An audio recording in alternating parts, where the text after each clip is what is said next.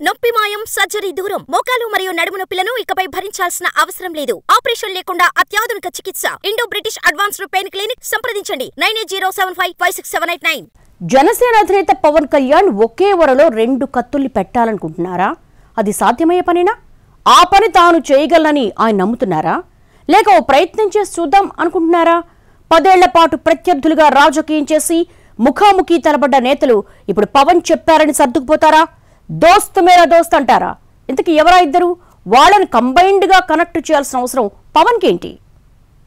పిఠాపురం మాజీ ఎమ్మెల్యే పెండెం దొరబాబు గత వారం వైసీపీకి రాజీనామా చేశారు. కూటమి పార్టీలో చేరతానని క్లారిటీ ఇచ్చేశారు. దీంతో ఆయన జనసేన కండువా కప్పుకుంటారన్న ప్రచారం జోరుగా జరుగుతోంది. గతంలో టీడీపీ, బీజేపీలో పనిచేశారు దొరబాబు. 2004-2019లో పిఠాపురం నుంచి ఎమ్మెల్యేగా గెలిచారాయన. గత ఎన్నికల్లో సిట్టింగ్ గా ఉన్న దొరబాబును పక్కన పెట్టింది వైసీపీ. పార్టీ టికెట్ దక్కించుకున్న వంగ గీతతో అంత సఖ్యత లేదు. జగన్ చుట్టూ ఉన్న కోటరీ తనను క్షోభ పెట్టిందంటూ ఈ మధ్య క్లారిటీ ఇచ్చారు పెండెం. వాస్తవంగా ఇటీవలి ఎన్నికల్లో పిఠాపురం నుంచి టీడీపీ తరపున పోటీ చేయాలనుకున్నారు ఆ పార్టీ మాజీ ఎమ్మెల్యే వర్మ. కానీ స్వయంగా జనసేన అధ్యక్షుడే బరిలోకి దిగడంతో కూటమి ధర్మం ప్రకారం తప్పుకోక తప్పలేదాయనకు. 2014 నుంచి 2019 వరకు వర్మ పిఠాపురం ఎమ్మెల్యేగా ఉంటే 2019 నుంచి 24 వరకు దొరబాబు ప్రాతినిధ్యం వహించారు. కానీ ఈక్వేషన్స్ కారణంగా 2024 ఎన్నికలకు ఇద్దరూ దూరం కావాల్సి వచ్చింది. 10 ఏళ్ల పాటు పరస్పరం ప్రత్యర్థులుగా ఉన్నారు ఇద్దరు. ఒకరు ఎమ్మెల్యేగా ఉన్నప్పుడు మరొకరు తమ పార్టీ కోసం ఫైట్ చేశారు. కానీ ఇప్పుడు ఇద్దరు ఒకే గోడు కింద పనిచేయాల్సిన పరిస్థితి వస్తోంది. తన కోసం సీటు వదులుకున్న వర్మకు పవన్ కళ్యాణ్ కూటమి తరపున హై ప్రయారిటీ ఇచ్చారు. ఆయనకు ఉన్నత పదవి వచ్చేలా తాను కృషి చేస్తానని హామీ కూడా ఇచ్చేశారాయన. కానీ ఇప్పుడు వర్మ, దొరబాబు ఇద్దరూ ఒకే కూటమిలో ఉంటే పరిస్థితి ఎలా ఉంటుందన్న ఆసక్తికరమైన చర్చ జరుగుతోంది నియోజకవర్గంలో. కూటమిలో చేరతారన్న దొరబాబు వ్యాఖ్యలపై ఇండైరెక్ట్ కౌంటర్ ఇచ్చారు పిఠాపురం మాజీ ఎమ్మెల్యే వర్మ. గోదావరి ఎక్స్ప్రెస్ ఎక్కేవాడు ఎక్కుతాడు, దిగేవాడు దిగుతాడని కామెంట్ చేశారాయన. కాంగ్రెస్, టీడీపీ, బీజేపీ ఇలా చాలా బోగీలుంటాయి, పెద్దగా పట్టించుకోవాల్సిన అవసరం లేదని కూడా అన్నారాయన.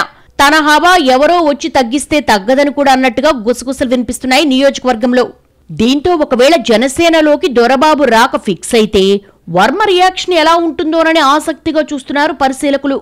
2 కత్తుల్ని ఒకే వరలో పెట్టి పవన్ కళ్యాణ్ ఎలా బ్యాలెన్స్ చేయగలరో చూడాలని అటు టీడీపీ, ఇటు జనసేన కేడర్ మాట్లాడుకుంటున్న పరిస్థితి. ఒకరేమో ఎన్నికల్లో సపోర్ట్ చేసిన వాళ్లు, మరొకరు పార్టీలో చేరతానంటున్న మాజీ ఎమ్మెల్యే. దీన్ని ఉప ముఖ్యమంత్రి ఎలా కంక్లూడ్ చేస్తారోనని ఆసక్తిగా చూస్తున్నారు. తనకు వర్మతో వ్యక్తిగత విభేదాలేమీ లేవంటున్నారు దొరబాబు. మరోవైపు గత ప్రభుత్వంలో అధికారం అనుభవించి మళ్లీ అధికారం వైపు వస్తే ఎలాగన్నది వర్మ శిబిరం క్వశ్చన్. అసలే హై ఫోకస్ నియోజకవర్గం కాబట్టి ఆచితూచి నిర్ణయాలు తీసుకోవాలంటున్నారు. దానికి తగ్గట్లుగా దొరబాబు చేరకముందే అంతా సెటరేట్ చేయాల్సిన అవసరం ఉందంటున్నారు. కలిపి కూర్చోబెట్టి అందర్నీ సమన్వయపరచాల్సిన అవసరం ఉంది. వర్మకు ప్రయారిటీ ఇస్తూనే పార్టీ బలపడాలంటే చేరికలను స్వాగతించాలన్న లెక్కలేస్తున్నారు స్థానిక జనసేన నాయకులు. దొరబాబు గత ఎన్నికల్లో వైసీపీలో ఉన్నప్పటికీ ఓటు ట్రాన్స్ఫర్ మాత్రం పవన్ కు జరిగేలా పనిచేశారన్న వాదన సైతం తాజాగా వినిపిస్తోంది. మొత్తానికి కూటమి పార్టీలో చేరతానన్న ఆ మాజీకి ఈ మాజీ చెక్ పెట్టే ప్రయత్నం చేస్తున్నారన్నది పిఠాపురంలో లేటెస్ట్ హాట్. 10 ఏళ్ల నుంచి ప్రత్యర్థులుగా రాజకీయాలు చేసిన వాళ్లు కావడంతో ఒకే కూటమిలోకి వచ్చినా ఎంతవరకు ఇమడగలరు అన్న చర్చ జరుగుతోంది నియోజకవర్గంలో. పార్టీ స్ట్రాంగ్ అవ్వాలంటే కొన్ని చేరికలు తప్పవన్న అభిప్రాయం సైతం జనసేన వర్గాల్లో బలంగా ఉంది. పవన్ కళ్యాణ్ ఒకవేళ దొరబాబుకు లైన్ క్లియర్ చేయదలుచుకుంటే ముందు ఇద్దరినీ ట్యూన్ చేసి ఆ తర్వాతే పచ్చజెండా ఊపాలన్న వాదన బలపడుతోంది. లేదంటే కూటమి కొట్లాటలతో 2 పార్టీల పరువు పోవడం ఖాయమంటున్నారు.